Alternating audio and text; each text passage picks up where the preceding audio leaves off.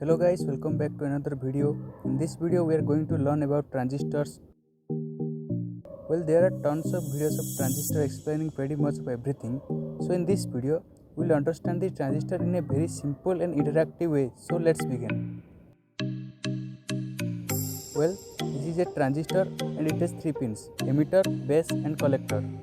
Sometimes the order becomes different, like emitter, collector and base, but they do the same work. Well, there are lots of varieties of transistor in shape, size, peak current and other parameters, but they are mainly of two types, PNP and NPN. One can know them by typing the name of the transistor in internet. They are called NPN and PNP because in an NPN transistor, a P-type semiconductor is fabricated between two N-type semiconductors, and a PNP type, the N-type semiconductor is fabricated between two P-type semiconductors.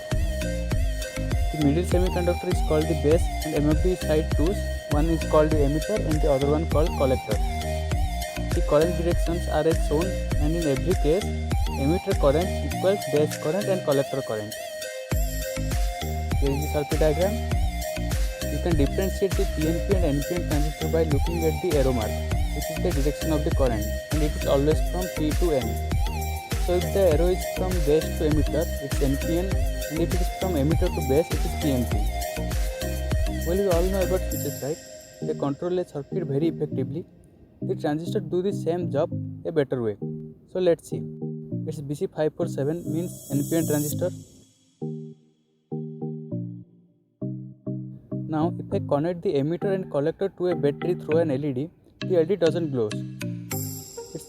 It is called off state of the transistor.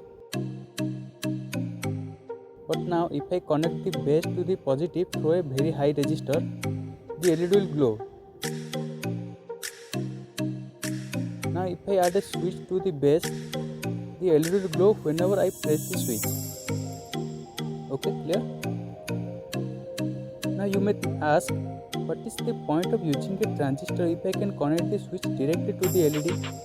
Well, here is the point. I can add any sensor like this thermistor in the place of the switch.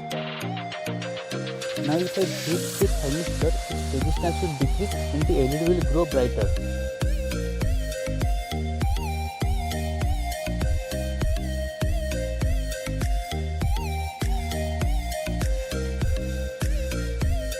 You can also see that the current changes with my body temperature.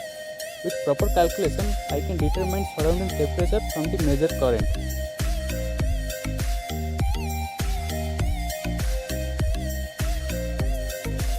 You can add other sensors like LDR, photodiode, infrared sensors to it, and you can do many things with them.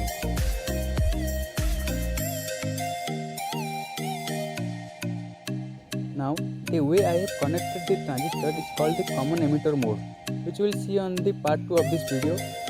But now remember, the ratio of emitter to base current is called gain or amplification factor of the transistor and denoted as beta. It is also called HFE, and we can measure it by a multimeter. Here is the connection of PNP transistor.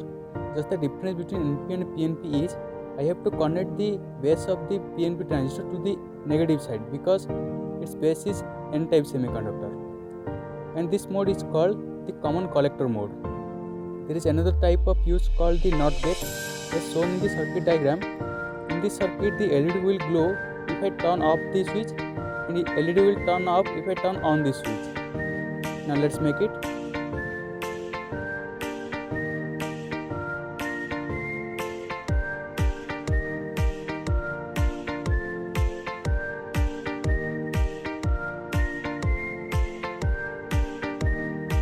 I think in this case we don't need the high resistance.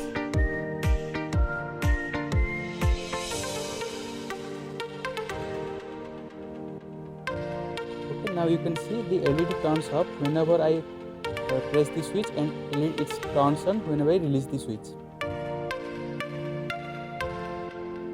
Okay, that's for today.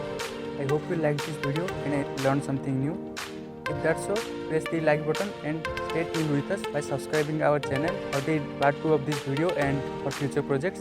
If you have any doubts, you can ask them in the comment section below, or you may text me in my Instagram ID. So thanks for watching and stay blessed.